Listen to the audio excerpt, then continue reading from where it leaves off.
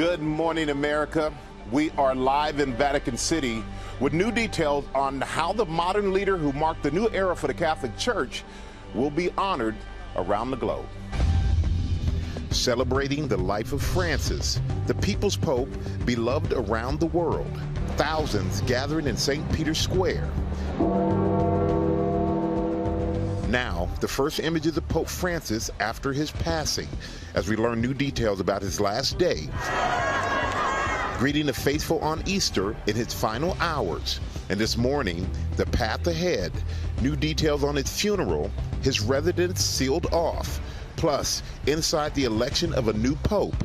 Who could succeed him? And what will happen at the secret conclave that ends with white smoke billowing from the Sistine Chapel? We are live in Vatican City. Many eyes on the markets this morning as stocks plunge, as President Trump's comments on Fed Chair Jerome Powell spark fear he could try to fire him. Under fire, President Trump stands by Defense Secretary Pete Hegseth, with calls growing for Hegseth to resign after the Defense Secretary shared sensitive attack plans with his wife and others on another text chain. New video from inside a Delta plane after an engine catches fire just before takeoff. Please sit down, stay seated, stay calm. Forcing the nearly 300 passengers to evacuate on the tarmac. The investigation this morning as we hear from some of those passengers. The Pistons firing off overnight. Schroeder's jumper. Kaboom! In the world's most famous arena, the Pistons holding off the Knicks. And Kawhi and the Clippers hanging on. And rock on. It is Earth Day, so you know our Ginger is up to something extraordinary. Live in Times Square, this is Good Morning America. And we do say Good Morning America, and we want to get right to our top story. You see Michael there in Vatican City as we celebrate the life of Pope Francis, the spiritual leader of the world's more than 1.3 billion Catholics. There will be 9 days of mourning for the man known as the People's Pope. His body will be brought to St. Peter's Basilica. And the public viewing will begin there tomorrow. Mourners will pay their respects. It was also just announced this morning that Pope Francis' funeral will be on Saturday. Thousands of people are expected, including dignitaries from around the world. President Trump and the First Lady will be attending the funeral. And as we said, Michael is in Vatican City where the faithful are gathering. Good morning, Michael. Hey, good morning, George. We know Pope Francis, he left instructions in his will that his tomb be, quote, simple, without particular decoration, and with the only inscription, Franciscus, which is his name in Latin. The conclave of Cardinals will meet in the Sistine Chapel to elect the person who will take his place. And we're going to have much more on that process. But first, our chief international correspondent, James Longman, starts us off in St. Peter's Square, where Pope Francis made his final public appearance just hours before he died, giving the traditional Easter blessing. Good morning, James.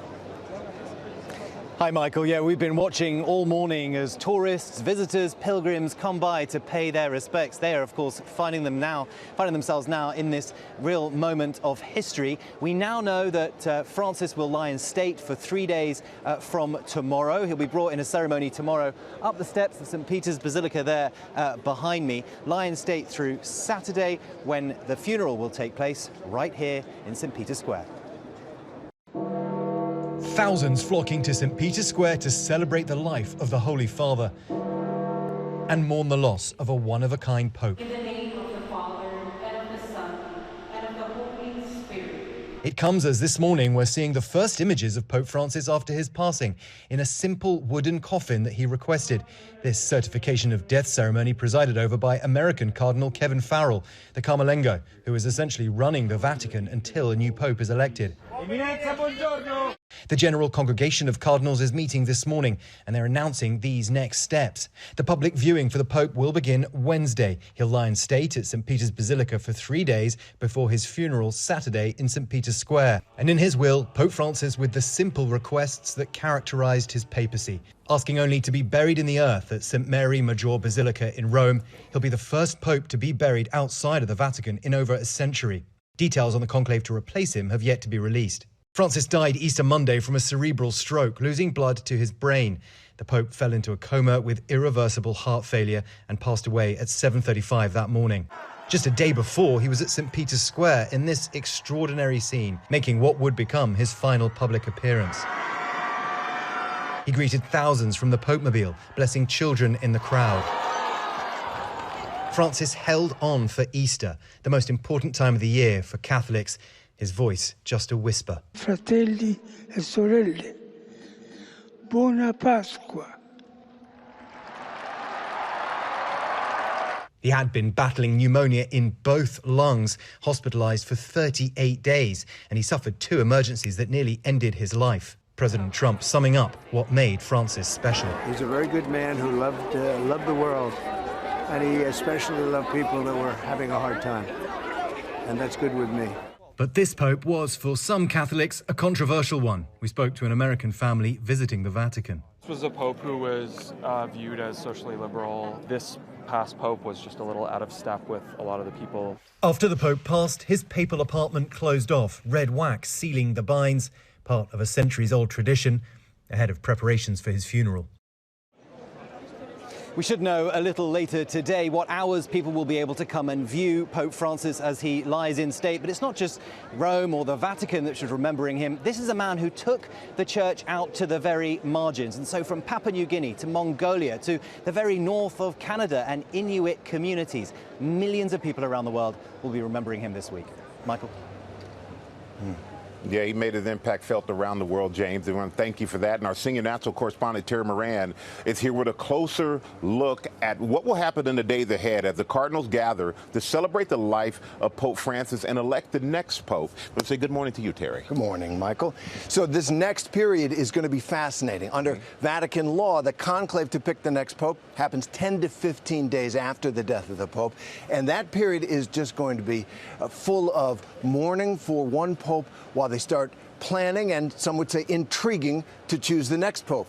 It's already begun. The Congregation of Cardinals, as James said, meeting today, the Cardinals who are already here in Rome, and there are a lot of them. And that is part of kind of a spiritual summit where they talk about where the church is and what the church needs and who might best fill the next role. But over the next few days, it's about saying goodbye to Pope Francis. And what do we know about when the conclave could start and how long it could last? Well, the one we kind of know, right? 15 to 20 days by Vatican law. They've got some leeway there. Now, how long will it last? That's anybody's guess. They take 4 ballots a day, but this is a conclave with a lot of cardinals who don't know each other. Pope Francis appointed a lot of cardinals in Asia, in Africa, around the world, in places that had never had cardinals. So it's not like they see each other like European cardinals do a lot. They'll get to know each other, their concerns, and they'll take the measure of the men in that room, and it'll all be men in the Sistine Chapel as they try to pick the next Pope and write the next chapter of this church. Yeah, he appointed 108 of the 135 eligible cardinals who are eligible to vote under the age of 80. In his image in some ways, but there's an old saying in the church that every conclave corrects the mistake of the last conclave, which is a little harsh, but what they mean is rebalancing. Some people think Francis went too far one way. Who they want, nobody knows. And I think it'll take a while because it is kind of wide open. Yeah, it may take a while. All right, Terry, thank you. We're going to come back to you a little later in the show. George is going to go back to you in New York. Okay, Michael, we're going to go to Wall Street now, where new attacks from President Trump on Fed Chair Jerome Powell sent stocks sliding. Dow Jones tumbled 971 points. NASDAQ dropped 415 points. Dollar at its lowest level since 2022. Chief Economics Correspondent Rebecca Jarvis is on Wall Street. Good morning, Rebecca. Good morning, George. And stocks are seeing a little bit of a bounce this morning after yesterday's near 1,000-point slide. As you say, all of this happening as President Trump ramps up his attacks on Fed Chair Powell. In a social media post, the president calling Powell a, quote, major loser, pressing him to cut interest rates. The president recently threatening to fire his handpicked Fed chair, something he can't technically do, according to a 90-year-old Supreme Court president, except in cases of neglect and malfeasance. Economists have warned this is one more uncertainty rattling investors. Businesses say this is a very difficult environment for big decision making. Meantime, investors continue to buy gold, something they tend to do in times with great unknowns.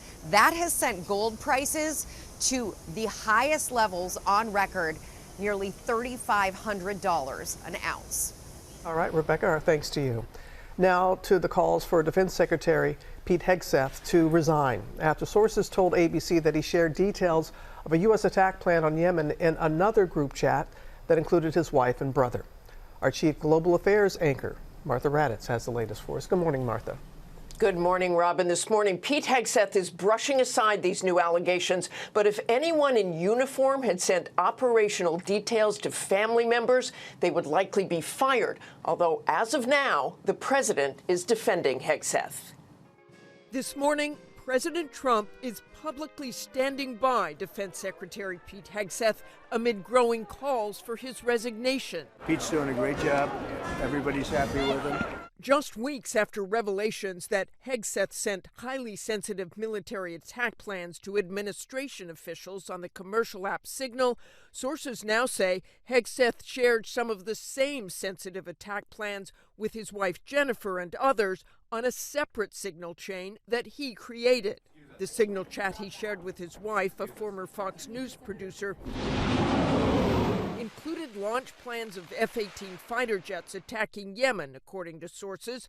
Hegseth has also been under scrutiny for allowing Jennifer Hegseth into some meetings with foreign dignitaries.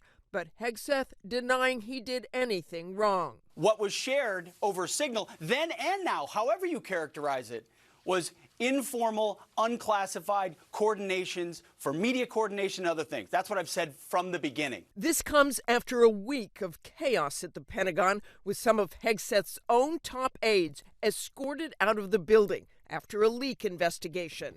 The aides denying they leaked anything to the press.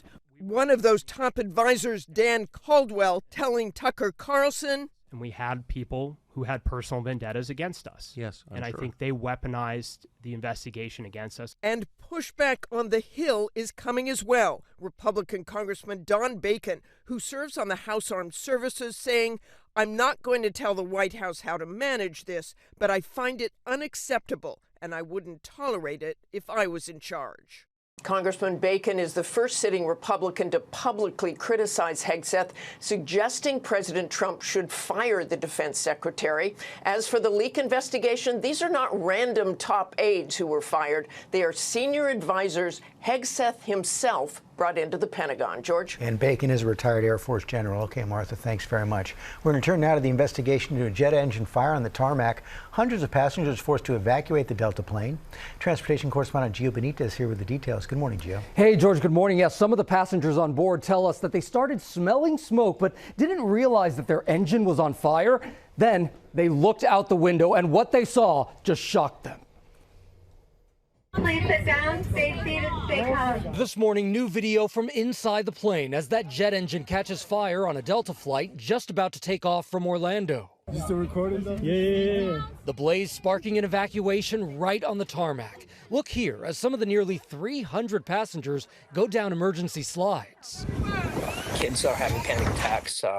Moms and dads are worried about the kids, grabbing onto the kids, grabbing whatever they can. The flight was just pushing back from the gate, getting ready to fly to Atlanta, when Delta says flames in the tailpipe of one of the aircraft's two engines were observed. Flight crews springing into action and getting passengers to safety. I've never seen anything like that before. I just waited for someone to tell me what I needed to do because I was just going to sit there and just look at it, apparently. It was just days ago when a Southwest Airlines flight was forced to make an emergency landing in Houston after an engine fire shortly after takeoff. Thankfully, planes are equipped to manage fires like these before they get out of control. Pilots will get an oral and a visual alarm in the cockpit that there's a fire. They then can press a button, and that button immediately shuts off the fuel going to the engine. It shuts off the source of the fire, and it discharges fire extinguishers into the engine itself.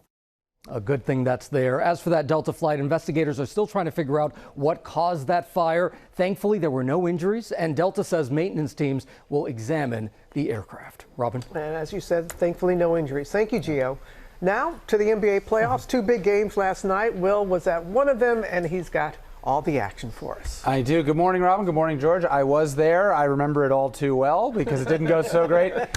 For the Knicks, kind of ruined Amanda's birthday. I brought her for her birthday. The Knicks didn't pull out the win, but it was a buzzy night in the world's most famous arena. Knicks fans still riding high off that huge comeback win in Game 1 Saturday. The stars were out. We had Ben Stiller, 2 of 3 Jonas Brothers, Timothée Chalamet, Michael J. Fox, and so many more. On the court, there's Fat Joe, a bit sloppy between the Knicks and the Detroit Pistons.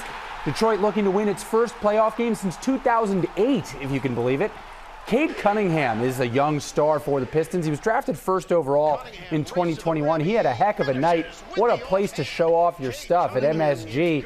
Cunningham on fire, scoring 33 points. Detroit getting out to another big lead for the second game in a row. But the Knicks using that crowd to come back again. They had the Garden in a total frenzy when they tied it up. It looked like New York would escape again with a win. Jalen Brunson was incredible, 37 points for him. He is a playoff performer, but Detroit hanging on to win. It was a sad subway ride home for us and many other Knicks fans, but that's the playoffs. It's what happens. The series is tied. It's heading back to Detroit. You're taking this pretty hard. Well, I'm a New York sports fan. I make no bones about it. I wear it on my sleeve. That and the Rangers, you're right. That and the Rangers. But hey, I am here for all sports, including the Clippers and Nuggets. That series is tied as well. It is a total differential of 4 points, and yet it's tied. The Clippers evening it up on the road last night thanks to Kawhi Leonard's 39 points. Playoffs are just getting started. So much fun. Keep hope alive. Yeah, why not? Right? Yeah. But was it a good birthday for Amanda? I think so. She had a nice time. She said thank you, and we had a hot dog, some chicken fingers. Oh, wow. Just didn't get the win. Thank you, Will, as always. Coming up, we're going to go back to Michael in Vatican City as people around the globe honor Pope Francis. And Michael, can you just give us a sense about the mood there, because it was the last place we saw Pope Francis on Sunday? Well, I think the mood here, Robin, seems to be calmly respectful and subdued. I think that's the best way to put it. Everyone is kind of just going through their day. You see people you can tell who've come here since Pope Francis has passed to pay their respects, but it's just such a respectful place right now. And coming up later in the show, we're going to tell you what happens here at the Vatican, because it is a centuries-old tradition for cardinals from around the world to gather to pick the next pope. I'll tell you about the process from the conclave to the moment we will see the white smoke streaming out of the chimney at the Sistine Chapel, indicating that a new pope has been chosen, guys. We will come back to you in just a little bit. Also this morning, the new attempt to overturn Scott Peterson's 2004 conviction for the murder of his wife Lacey and their unborn child, the claim of new evidence and a witness in the case. And breaking at 8, what we know about the new move expected from the health secretary for food manufacturers to phase out 8 food dyes. But just getting started, and we'll go back to Michael in Vatican City when GMA returns in just a moment.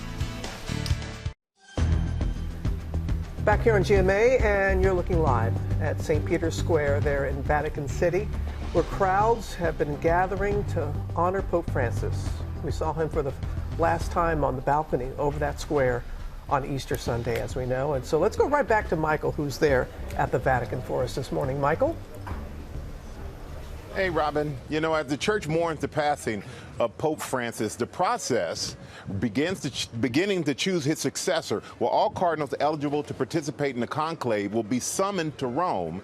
And of 252 cardinals, 135 are eligible, making this the largest and most diverse conclave on record, many appointed by Francis himself. Father John Wauck is here to discuss the conclave with us. But first, here's a look at the process steeped in symbolism and secrecy. It's an ancient tradition shrouded in secrecy. With the world watching, thousands gather in St. Peter's Square waiting for that white smoke, heralding the election of a new pope. Extra omnes. Behind the closed doors of the Sistine Chapel, known as a conclave, the mysterious conference captivating Hollywood. We're about to choose the most famous man in the world. In the world. After Pope Francis is laid to rest, the process to replace him will begin. After they have an opening mass, they meet in the Sistine Chapel. They have generally 2 votes in the morning, 2 votes in the afternoon, until they reach a 2/3 majority and know that at that point they've elected a pope. It could take days before that white smoke fills the sky over Vatican City, signaling a new head of the Catholic Church has been selected. 252 cardinals will descend upon Vatican City to vote. They must be under 80 years old. In this conclave, there will be 135 eligible cardinals. 108 of them were appointed by Pope Francis. he appointed the vast majority of this body of cardinal electors. That doesn't mean, however, that he has appointed people of a similar mindset. Habemus Papam. When a 2/3 majority is reached, the voting process will conclude. While there's no way to know who will eventually lead the church, some of the cardinals being considered. 70-year-old Cardinal Pietro Parolin from Italy, the Vatican Secretary of State since 2013. 67-year-old Cardinal Luis Antonio Tagle from the Philippines, who has led the Missionary Evangelization Office and could become the first Asian Pope. And 72-year-old Archbishop of Budapest, Peter Erdo, who twice served as head of the Council of European Episcopal Conferences. We're going to get another pope who is invested in the full panoply of Catholic teachings, but who might have particular emphases that he thinks are necessary because of the times we live in. Well, whoever the next pope will be will have a big impact. And joining me now is ABC News Papal contributor, Father John Wauck. And Father Wauck, thank you so much for joining us here on GMA. And we know the conclave, it's a very secretive process, but can you take us inside of it a little bit and tell us what the next days and nights are like for the cardinals involved? Well, I mean, the conclave is secret in the sense that it's taking place behind closed doors, but it's a little different from most things that are secret, whereas your usual secrets are things you want to hide from people. That's not really what this is about. This is about keeping the cardinals away from external influences. It's not that they're doing anything particularly secret. In fact, what they do is known in general to the whole world. The rules for the conclave are public rules. It's just we're not on the inside, and they're being kept away from the outside. That's a different type of secrecy that's being lived to protect them, essentially, so that they can focus on their work without being influenced by considerations that are not the influences of the Holy Spirit. And of the 135 cardinals we said that are eligible to participate, this is the most diverse a group that there's been on record. But what dynamics are you looking for? Could it be conservative versus liberals? What are the dynamics there? I don't think that the division between conservatives and liberals is necessarily the most important consideration, and partly because those words mean different things to different people, especially in different parts of the world. What is a liberal in Africa is not a liberal in Asia or Latin America or Europe and the United States. And what it means to be conservative depends where you are. So we're going to see different kind of categories at play here. Some of it has to do simply with how you run the church, the style of governance. That really doesn't have an ideological or sort of even theological, dimension to it. It's a question of who is capable of exercising the very difficult role of being the head of 1.3 billion Catholics of all these different countries and nationalities and points of view. It's a huge job, and just the talent, the administrative talent, really, is often a central issue. Yeah. Is there anyone you feel has an inside track, and could we see the first American Pope? Well, I think there's a number of considerations. One would be you want to look for someone, probably look for someone who has experience running a major diocese. If you're thinking about the capacity to run the church, right? On the other hand, maybe you're looking for someone who's a more prophetic figure, someone who's guided by their life of prayer and their contact with God, right? A man of obvious holiness, right? Might be a candidate as well.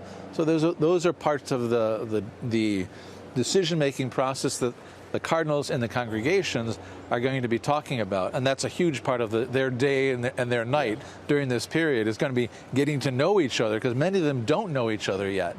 They haven't come to Rome together before. This is an opportunity to get to know their different points of view and also the personalities. Each one of them, in theory, is a possible pope. And they have to be evaluated by their peers, and that's going to be going on during the congregations. And that could take quite a while to do. But many of the cardinals participating, they were all named by Pope Francis. So exactly. What do you think his greatest legacy will be? I don't know. Well, obviously, the College of Cardinals is the legacy of any pope, right? If they have time, if it's a papacy that lasts long enough, the College of Cardinals will have been shaped by them. They're shaping the people who will choose their successor, right? And you would think that means that they're shaping their successor. But in practice, it doesn't work that way. We've seen great surprises. I mean, John Paul II was the first non-Italian pope in 500 years. No one was expecting that, right? Yeah. And Pope Francis was not expected to be elected either. People said, oh, he's too old. He missed his chance the time before. And yet, the very cardinals who had been named, not by Pope Francis, but by Benedict and John Paul II, elected Francis. So all bets are off. Once they're in the conclave, who knows what's going to happen? Yeah, so you don't know what's going to happen, Absolutely. But we appreciate you giving us a little insight into it. Take care. Brother Wauck, thank you so much. We appreciate that. Now back you guys in New York. I guess he's saying expect the unexpected. All right, Michael, we're going to get back to you in just a little bit, but we want everyone to know that tonight they can see an ABC News special, Francis, the People's Pope, at 10/9 Central here on ABC. The new twist in the case of convicted killer Scott Peterson. The group investigating claims they have new evidence and a witness to prove he did not kill his wife, Lacey. Chief National Correspondent Matt Gutman is in Los Angeles. Good morning, Matt.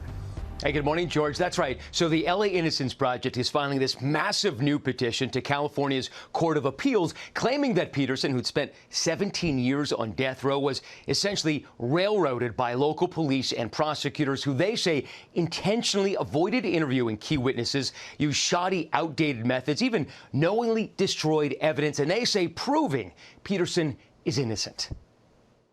This morning, attorneys for Scott Peterson, currently serving life in prison for the murder of his pregnant wife, Lacey, and their unborn child, Connor, believe they've amassed a mountain of evidence proving Peterson deserves a new trial or to have his conviction overturned. In a nearly 400-page petition to the California Court of Appeals, the Los Angeles Innocence Project calling the prosecution's case against Peterson entirely circumstantial, saying no direct physical or forensic evidence was found supporting any of the prosecution's theory. The public has not lost its interest in this case in the 20 years since. The LA Innocence Project citing new evidence involving this home across the street from where Lacey and Scott lived. The Modesto police testifying in court that there was a break-in at that home on December 26, 2002. But the Innocence Project says they can prove that the home was actually robbed on December 24th, the same day that Lacey disappeared and was part of a series of crimes that day. And they say a witness overheard a conversation among the burglars about Lacey confronting them during the robbery. Lacey Peterson disappeared from her home Christmas Eve of 2002, and police have maintained that Scott killed her before he went fishing and then throwing her body into the bay. But the Innocence Project says this new evidence proves that Lacey was still alive after Scott left their home that day. In their petition, they also accuse the Modesto police of suppressing evidence involving a burnt-out van near the crime scene, which they say had evidence of bloodstains on a mattress. Mark Garagos represented Peterson in his 2004 trial and is hopeful this new evidence will free his former client. If the Innocence Project prevails here, they will have done a great thing, because I think Scott was convicted on what I always called he didn't act right evidence, not on real evidence. And guys, one of the lawyers telling me they've never seen a case with this much exculpatory evidence ever. Prosecutors and police in Stanislaus County say they can't comment until the Court of Appeals picks up the case, which could happen in a matter of days. And the Innocence Project's hopes that the court will decide to call for a new trial or even just order Peterson's release outright. Guys. What a long-running story. Okay, Matt, thanks very much. Now here on GMA, Michael is live in Vatican City for us, and we know, Michael, this is not your first time being there. In fact, we were talking about this here on the studio, you and I, yesterday. Yeah, it's not my first time, Robin, as I know you've been here before. I didn't get to meet the Pope as you did when you proclaimed that you were from America. But you know what? I did have a great experience. I had to do it. You know, I love you, Robin. I had to do it. But it's special here to be in Vatican City, to be behind the walls. I had a private tour of Vatican before it opened to the public, so a chance to walk in the hall, to see all the treasures, to understand how the Vatican works, to think back to being in the Sistine Chapel, a place where we now know all the cardinals will vote for their next pope. I mean, just all the special things that the Vatican City represents, and the lines that you see to get inside means that it is such a special place that's a pilgrimage for so many Catholics and just so many people around the world who from different religions. And I think that was the thing I took away, that it was welcoming to everyone.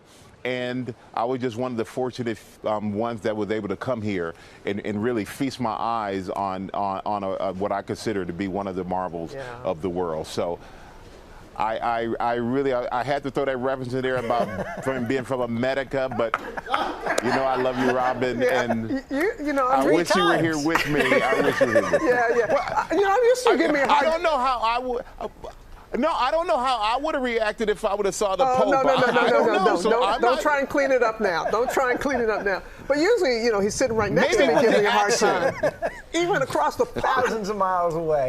Thank you, Michael. Thank you and the whole team. We really do appreciate you being here. I'm throwing it. Yeah. Well, you know what? You know what? I just want to say that you guys are the best, and we're all team players, and we do what we need to do. Now I'm throwing it back to you guys in America. He is just he's sticking himself out of that hole. We got much more. Love you. We got much more ahead here on GMA. Come on back. Good morning, America. It's 8 a.m. Celebrating the life of Francis, the people's Pope, beloved around the world. Thousands gathering in St. Peter's Square. Now, the first image of the Pope Francis after his passing, as we learn new details about his last day. Greeting the faithful on Easter in his final hours. And this morning, the path ahead. New details on his funeral, his residence sealed off. Plus, inside the election of a new pope, who could succeed him? And what will happen at the secret conclave that ends with white smoke billowing from the Sistine Chapel? We are live in Vatican City.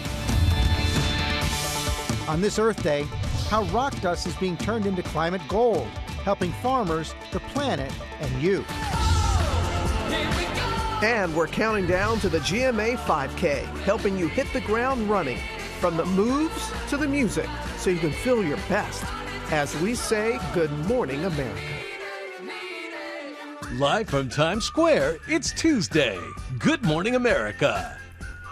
Good morning, America, and we can't wait to tell you more about the GMA 5K. We're also marking Earth Day with Ginger at a farm in Butler, North Carolina. We know she is up to something truly amazing. Always something extraordinary with her. She cannot wait to share it with us, and she will. But first, we're going to take a look at top stories that are breaking at 8. We're remembering, of course, Pope Francis this morning and taking a closer look at how the Catholic Church will elect a new pope. Michael is above St. Peter's Square. Good morning again to you, Michael.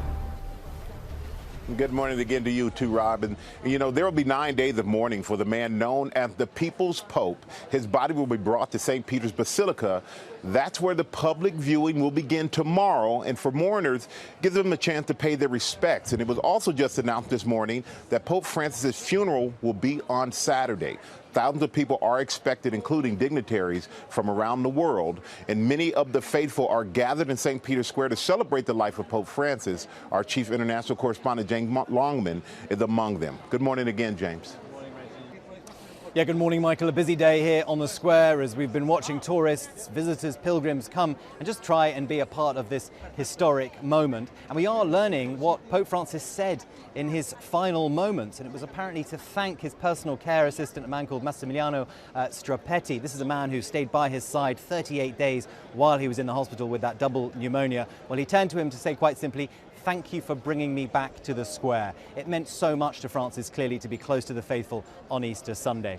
Right now, Francis is lying in state at the Santa Marta residence in the chapel there. There was a certification of death ceremony last night. That was presided over by Kevin Farrell, who is the American cardinal, the Carmelengo, essentially running the show here, running the Vatican, really, until a pope is elected. He will then be brought, Pope Francis, tomorrow morning to the Basilica here, where he'll lie in state for 3 days until the funeral, which will be on Saturday. The world will be uniting for that funeral. Leaders from around the world will be here, including Donald Trump and wife Melania. And then, of course, it's the conclave, and we haven't been given a date yet. It's usually somewhere between 10 to 15 days after a pope dies. The world will once again be watching the chimney at the Sistine Chapel to see that smoke turn from black to white and a new pope elected. But for the moment, the world is really stopping to remember a one-of-a-kind pope. Michael. Definitely was one of a kind, James, and thank you for sharing some of the Pope's final words with us. Our senior national correspondent, Terry Moran, is here with a closer look at what will happen in the days ahead. Terry, you've covered the Vatican in previous papal funerals before. What can we expect in the next few days? It's an amazing event, one that is steeped in ancient ritual. There's the prayers and the chants and, of course, St. Peter's. And each one reflects the personality and the papacy of the Pope who has died. I was at John Paul II, Pope St. John Paul II's funeral. John Paul the Great, they call him. 4 million people were here in Rome. He's a global figure. He'd been a pope for 26 years. Pope Benedict, he wanted something much more modest. And Pope Francis himself arranged for his funeral, making his own point. Popes traditionally buried in 3 coffins, one of cypress, one of elm, one of lead. Pope Francis just put me in one coffin and put me in the earth itself. And so they do have a chance to kind of express themselves and their papacy that way. Well, you see, it's called the People's Pope because he did things like that to humble himself, he felt, and make the religion, make the church more accessible, he felt, to other people. Absolutely, and it came out of his life. He spent a long time as a parish priest in not rural but small city Argentina, where when he got there, his bedroom wasn't very well heated. And he actually ended up, as one of the reasons he didn't stay in the papal palace, but actually in the guest house, the Santa Marta guest house, he felt more comfortable in simpler surroundings. And I know you had a chance to meet him personally. You had a spirited conversation, as George called it yesterday. What was that moment like for you? It was great because he was, and I've said this, it sounds strange to say it about a pope, but he was a normal guy. You could connect with him. He wanted to know about you. The most important word in some ways in his theology was encounter. Be with someone, encounter them for real. And you felt that every time you talked to him. All right, Terry, thank you. Appreciate you for bringing that to us. And tonight, you can see an ABC News special, Francis, the People's Pope, at 10, 9 Central on ABC. Now back to you guys in New York. All right, Michael, we'll get back to you in just a little bit, but we're going to turn now to the issue of food dyes. Secretary of Health and Human Services Robert F. Kennedy Jr. is expected to call on food manufacturers later this afternoon to phase out the use of 8 dyes in our food supply. Chief Medical Correspondent Dr. Tara Narula is here with the latest. So tell us about these particular dyes and the concern here. Well, this is such a huge topic, and we've come such a long way from the 1800s when we first saw the first synthetic dyes made from byproducts of coal used in butter and cheese to today, where we see lots of these synthetic dyes used in candies, cereals, sports drinks. It's almost everywhere. So we are specifically talking about these 8 synthetic dyes. Now, the FDA has oversight over the synthetic dye arena, and essentially they do review the science, but they say even though they review it, they can't be absolutely certain that there's no risk. Their official position is that while most children have no adverse effects, some children may be sensitive. The big problem here is that we just don't have the research. The research is old, it's mostly in animals, we haven't done post-market research, and we just don't invest in nutrition science or research in general. So what do we know from the research? We know that there are animal studies linking some of these dyes to cancer, and there are human studies linking some of these dyes to hyperactivity, neurologic, and behavioral issues in kids, and then some studies showing issues with inflammatory bowel disease and allergies. So what has the government done so far, and what can people do to protect themselves? Well, we just heard in January that the FDA basically removed red dye number 3, and companies will have until 2027 to take them out of foods and until 2028 to take it out of medicines. We've seen a lot of states really step forward. We've seen California be a leader in this in terms of taking 6 dyes out of public school lunches. West Virginia also leading in this case. We've seen other countries put bans on some of these dyes, or even warning labels in the EU on 3 of these synthetic dyes, saying that they can be linked to attention issues in children. And then we've seen companies start to make changes. So, for example, some of the products that are used abroad use natural dyes. Those same companies are making those products here with the artificial dyes. So what does this tell us? This tells us that the ability to make these changes, that this is feasible, it can be done, and that this is really the direction that we are heading. And so what can you do as a consumer? You can read the labels, right, and look for anything that says dye number something. You can buy organic. You can use whole foods. A lot of this is really more in those ultra-processed processed or processed foods. And there are brands that specialize in no dyes. And we've seen previous administrations take steps where dyes are concerned, haven't we? We have. Well, I mean, the Biden administration was the one that essentially kind of pushed to get the red dye number 3 out. But I think, most people are not going to argue this, right? There's no value nutritionally to any of these dyes. And there is a potential, at least from the research, for some harm. And you can use natural dyes. So, for example, we just had Easter. You can actually make Easter eggs with, turmeric and cabbage and carrots, right? Yeah. So you can do it. It's being done. We just have to kind of take that next step. The old-fashioned way. The old-fashioned way. Thank you, Dr. Naroa. Coming up on our GMA Morning Menu, Ginger's on a farm in North Carolina to show us how farmers are using rock dust on their farms, helping their crops and the planet.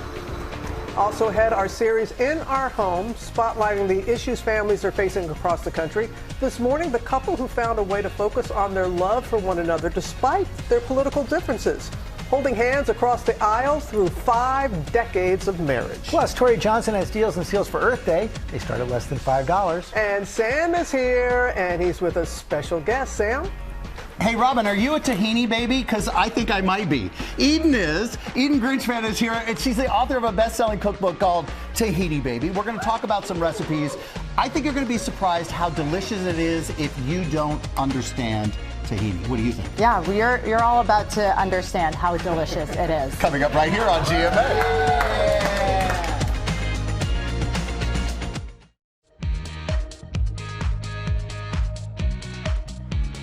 We are back with an Earth Day cover story. A look at how rock dust is being used to fertilize the ground and clean the air.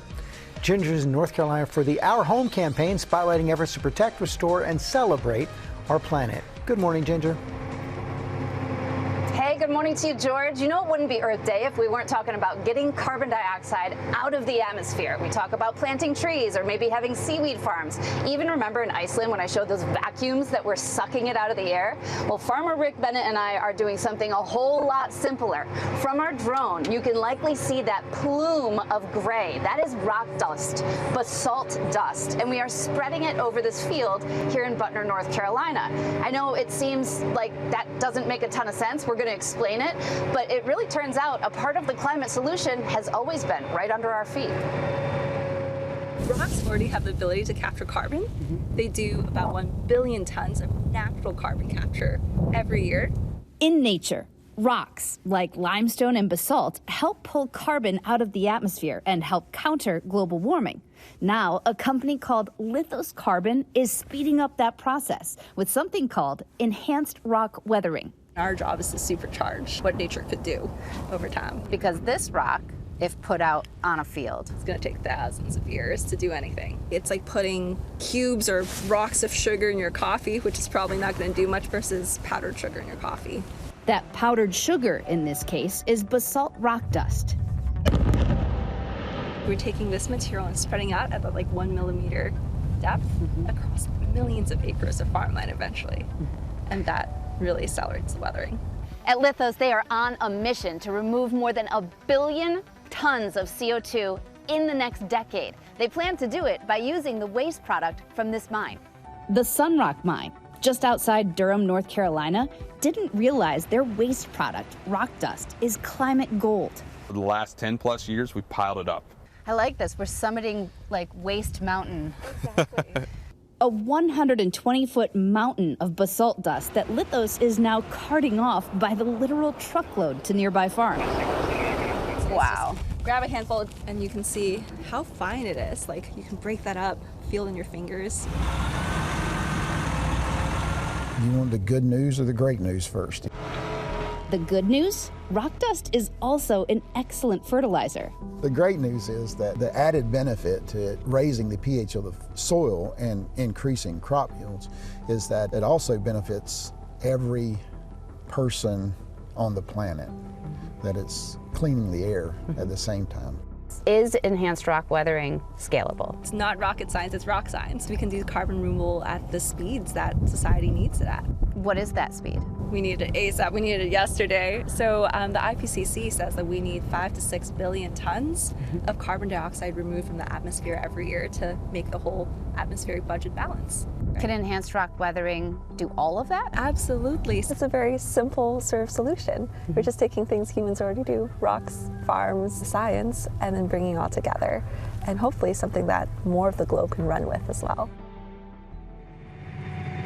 Now, in the 3 minutes that we have been spreading this rock dust, which you can clearly see from that plume from our drone, that 3 minutes, we have eliminated so many tons of carbon that it would actually be equivalent to 5 homes in America over an entire year. So just 20 tons of rock dust does that much good. And this is just one of more than 600 farms in 11 states that Lithos is working with alone. They are one of many enhanced rock weathering companies that X Prize is looking at to award tomorrow, by the way, in carbon removal. And I know we sent back some of the dust, so you all have some in your hands. You can actually put that on your gardens, on your grass, and make a small impact too, and it will actually help your plants.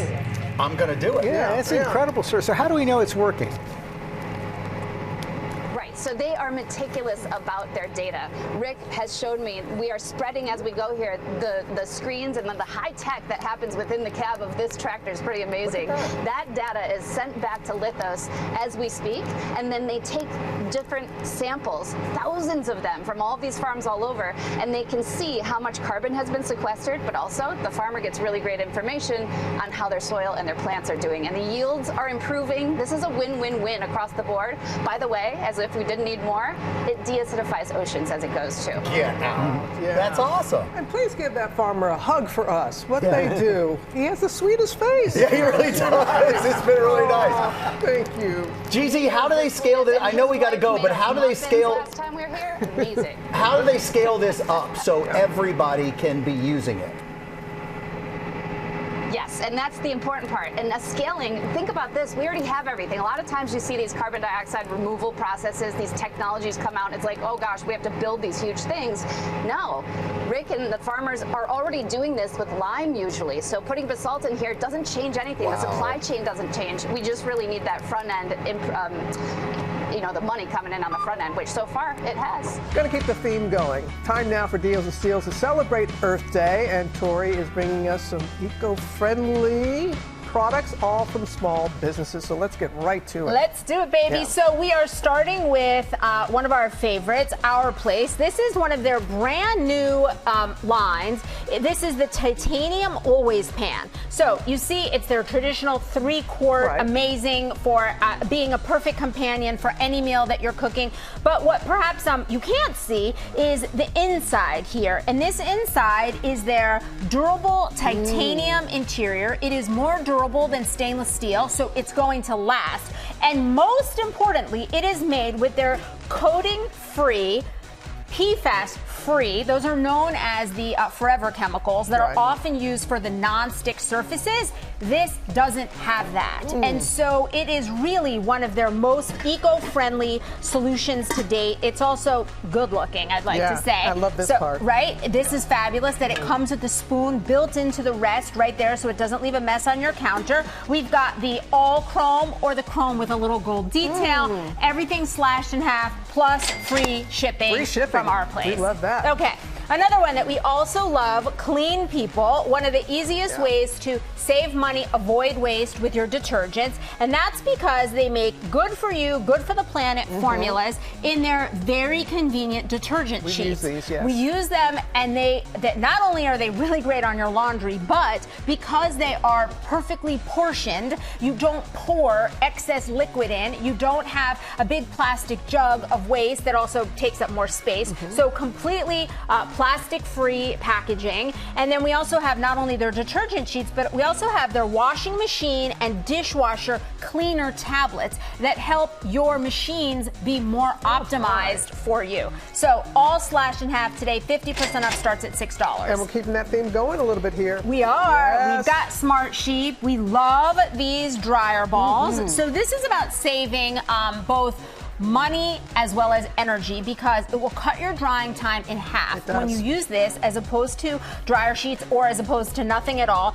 We were debating whether pups, penguins, or sheep, which are the cutest. They're all pretty fabulous and they all work equally as well. We also have from them, we've got a stain stick, so stain remover, and then we have their really great essential oil sprays that it's a static, so it helps with like a static guard type spray that you could spray onto the dryer balls if you want to add a little bit of essential oil scent and then help reduce the static.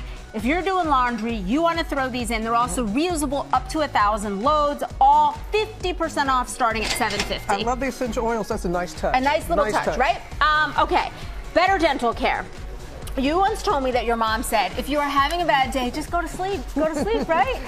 So very often I take advantage of that tactic. But I also like to think if you're having a bad day and you can't go to sleep, grab a floss pick, okay? I know that sounds a little bit weird, but here's why. Here's why. Okay. Flossing it's like an instantly gratifying accomplishment. Your mouth just feels better when you floss. And so you get you feel I feel better already. Right?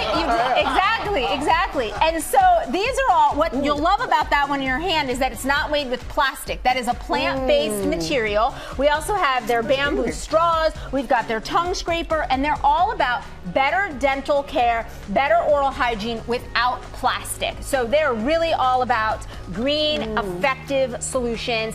Everything slashed by 50% starts at $4. And they're really easy to use because some of them can be really tough. They're very easy to use. Yep. And we've got them for all ages. There's cute little giraffe ones for kids that I love. Okay.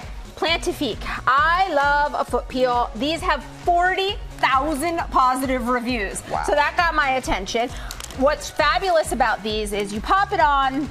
It's an entirely plant-based fruit enzyme formula. You pop these on and you rinse off. About 5 days later, all that shedding begins and you get those really soft feet. These are fabulous. Again, all cruelty-free, vegan, 50% off. They start at $7, 40,000 reviews, cannot be long. Then Solite. This is allowing the sun to provide your power. And it's not just if you're going camping. Think about going on a dog walk, thinking about gardening, lining your garden with these. There's so many uses for these. They're fabulous lights. We even have an option that will charge your phone, all 50% off starting at $11. And then Robin, we've got 16 more exclusive deals that you will only find online or on GMA3. Digital. Yeah, digital. Digital and on GMA3. And on GMA3. She'll be back on GMA3 with more of these Earth Day digital deals. We partner with all of these companies on these great deals. You can get them on our website. And coming up, we're going to go back to Vatican City. Oh, thank you, Tori. Thank you. This really gets off. Welcome back to GMA, live from Times Square. All over the world, people paying tribute to Pope Francis this morning, especially the people of Argentina, where the Pope was born. I want to go back to Michael in Vatican City. Hello, Michael. Hey, George. You know, Pope Francis was beloved around the world, but perhaps no more so than his home country, Argentina.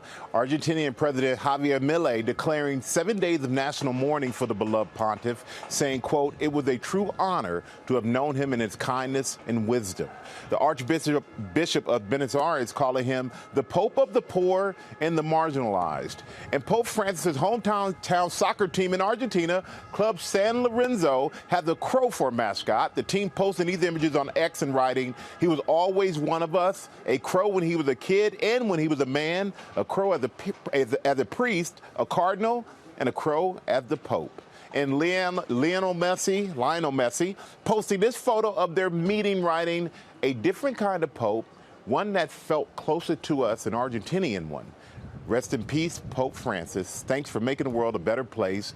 We will miss you. That's a sentiment shared by so many people around the world right now. Guys. And he truly did make the world a better place. You're right about that, Michael. It's been wonderful to have you there for us this morning. Thank you so much. All right. Thank you. All righty. Now, our series, In Our Home, spotlighting the issues families across the country are facing in their everyday lives. This morning, we're going to meet the couple who found a way to focus on one another instead of their political differences. 5 decades of marriage later, they're still holding hands, especially across the aisle. Lovebirds Rick and Jeannie agree on starting their day with breakfast, banter, and the paper. But one thing they don't agree on, their politics. I am a conservative Republican. And what am I? You're a liberal Democrat. All right, there we go. And we haven't killed each other. Rick and Jeannie, navigating their differing views while maintaining their marriage for over 45 years. What's fascinating is that we both have strong feelings about these things, but we had stronger feelings about each other, really. That's not the case for some families. A recent poll showing that almost 1 in 5 people say disagreements with family or friends over political issues have hurt the relationship. Good morning, America. Welcome to our home in New York. We visited their upstate New York home to learn how they've kept their relationship strong despite their contrasting opinions. We learned how to not go into the minefield. Right. Well, because you can say and do whatever you want with people you know, and so can I. Studies show that most Americans are married to people who share their same political orientation, with only 17% of Democrats and 16% of Republicans marrying someone with a different political identity. Goodness gracious. Yes, Bill. Rick and Jeannie say their love story was both love at first sight and first listen. We were both singers, and we belonged to a group that sang Renaissance music, and he had a beautiful voice. What could I do? You missed your entry. That's right, when I listened to you sing. So we met apart from politics. But their political affiliations quickly came up. Well, you asked me where I worked, and I said I worked for National Review, so that made it pretty obvious. You know, that tells you. And I didn't say, oh my God, and run away. I mean, I wasn't a fan of National Review, but I was a fan of Rick. From there, the pair began figuring out how to make it all work. And Jeannie, who has a doctorate of psychology, decided to explore the topic further in her book, I Love You, But I Hate Your Politics. In it, she shares tips on how to keep things civil during political disputes, like, do not raise your voice. Topics that get too heated are off limits. Never have a political argument over email or text. And avoid doing something Jeannie calls article thrusting. Here, this article will explain everything. Read it, you'll be convinced. No, you don't. Right, you don't do that. Don't expect to change your partner's mind. I mean, your partner may change his or her mind. That happens, but they're going to do it on their own. That's a nice one. You look so handsome there. The couple says that health challenges made them rethink what truly matters in their relationship. We both had cancer at different times, and we both had chemotherapy, and we came up with the chemotherapy test, which is when you're getting chemotherapy, you don't ask the person who's coming to visit you in the hospital, who'd you vote for? Right. If somebody comes and takes care of you and loves you and helps you, who gives a damn about anything else? For them, the love they share is the most important thing they have in common. Here's a man that doesn't agree with me in a lot of fundamental things. He's wonderful. And I don't know if I knew that before, that could be. That somebody doesn't have to agree with you on everything, to take care of you, to be devoted to you, to be there whenever you needed them. You are my sunshine, my only sunshine. Despite their differences, their connection still in tune. Please don't take my sunshine away. They are in harmony. Lovely story. Jeannie also said that even though someone may disagree with you, they have the right to think what they think, and maybe what they think isn't completely wrong. And that may be the hardest thing to know and accept, because I heard you go, Oh, yeah, no, I get it. But that's great. Look how beautiful it is, too. They're a great couple. That was a great story. Yeah, appreciate that. And we really thank all the families that let us into their homes to remind us that the most important thing is just each other. That's it. It's been a great series. To celebrate Earth Day, and we're cooking up some delicious vegetarian recipes with cookbook author and host of Top Chef Canada, big deal, Eden Grinchpan. Hey, Eden, nice to see you. I'm so happy to be here. So the book is Tahini, baby, and we'll catch up with it at the end of this. But let's start, because you know I found tahini and I love it. I want everybody to find it.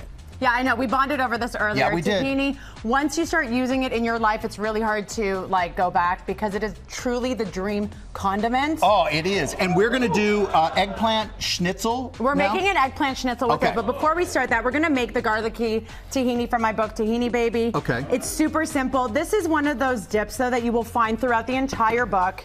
You want to do a pinch of salt? I'm going to get you in the kitchen. I'm going to get you cooking Here with we me. go. And I'm clean. Yes, garlic. So once you make this actual just throw the sauce- garlic in. Yes, throw the garlic in. And I'm just going to squeeze. Like, this is how, sorry, I have to put the lemon in No, I this love way. it because you can trap the seeds that way. Trap you the don't have seeds to use in your a fancy hands. thing. But once you make this sauce, you'll see it's absolutely delicious. It's incredibly versatile. And actually, smells so good. Yes, and tahini paste itself is very versatile. And I just thought it was really important to highlight this particular ingredient because this book is vegetarian, right? And tahini just so happens to be full of protein and calcium, and it's an antioxidant, anti-inflammatory. So it's like you put it with all these vegetables. You can just buy it at the store. It is in the store. And you will inhale it in one go, I promise. You're going to love it. So I'm going to blitz this up, okay? Good that you did that because I'm bad at equipment. I really thought this was going to go everywhere. I'm not going to lie. I'm not going to lie. Okay, so once that keeps going, first of all, I just want you to know when you make garlicky tahini, it will seize up a little bit at first, but keep adding water to get your desired consistency.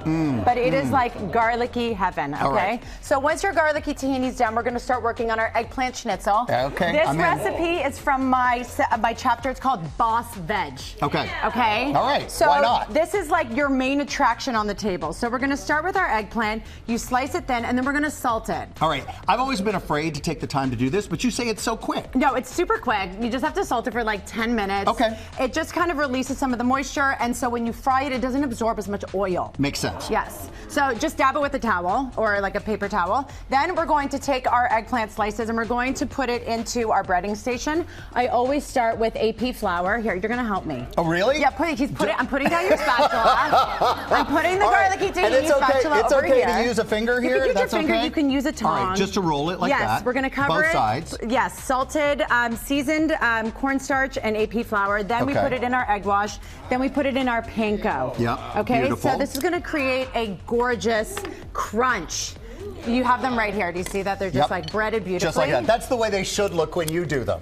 You know what? We're pretty It close. shouldn't look like this. This one looks a little sad, but that looks great. Look how gorgeous that is. Look at this. Eden, I know, hello. right? Okay, like eggplant's one of my all-time favorites. Mine too. So this is also a perfect way to showcase the texture. It gets kind of custardy on the inside, super crispy, And crunchy. save a bunch of money because you're not spending a lot of money to get this meal done. Well, exactly. And so after you fry it, you want What's to throw that it. amazing tomato paste? You're about to find out. This is my harissa tomato sauce. It uses cherry tomatoes, so it's sweet, it's delicious. Oh. It's got spice, and it has fennel seed, okay? Can So we I'm gonna just live next door to each other forever? Can we just like move in together and cook these dishes? Absolutely. Just to let you know, we have 1 minute left, so Okay, if we're why doing don't you okay put on on time. the sauce? Okay. And then I'll put on the tahini right after you. Deal. So we're All right, going so to just put sprinkle on the tomatoes on well. And then the tahini goes Just on drizzle top. that. That's how you do it. And then you get all those beautiful condiments on there. It's creamy, it's delicious. Finish with basil. All right, and there you always have finish that with dish. basil. Got it. Now we have this really beautiful dish, and I love to show you the versatility of tahini. The jammy egg thing. Jammy okay. egg. So we're using tahini now in a vinaigrette, okay? Oh, beautiful. So it's lighter, it's brighter. There's a lemon juice, there's vinegar. We have here some freekeh with medjool dates. Freekeh? Walnuts and preserved lemons for that pop of like beautiful I had bright no lemon. idea we were going to get all freaked out. I We're love getting that. freekeh with All right, it. I love it. Obviously, it's Tahini Baby release day. All right. So we're going to, come on. So we have za'atar roasted asparagus. So it has a really beautiful earthiness to it. It's roasted, it's delicious. And then we're going to cover it with these, we're going to put these jammy eggs. So what I also love about this dish is without the eggs, this is a great side. Right. With the eggs, this is a complete meal, okay? Cover it with your vinaigrette.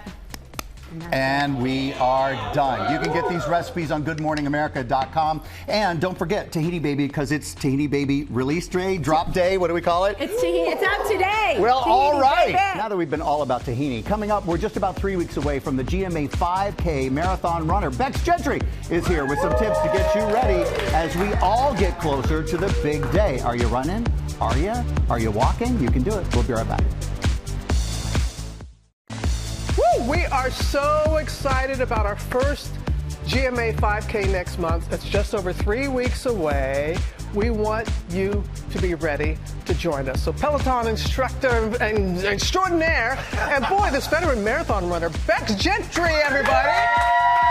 You got to give us a little strategy. Yeah, okay. absolutely. Now be kind, because vintage 1960, all parts original. That's what it says on the T-shirt. Okay. Yes, absolutely. All right. Now you have been like in what, 23 marathons? Who's counting? But how about counting 7 marathons in 7 days on 7 continents? Yes, that only will count. All right. Okay. So just for those of us at different stages of running, what's your top advice? Enjoy it.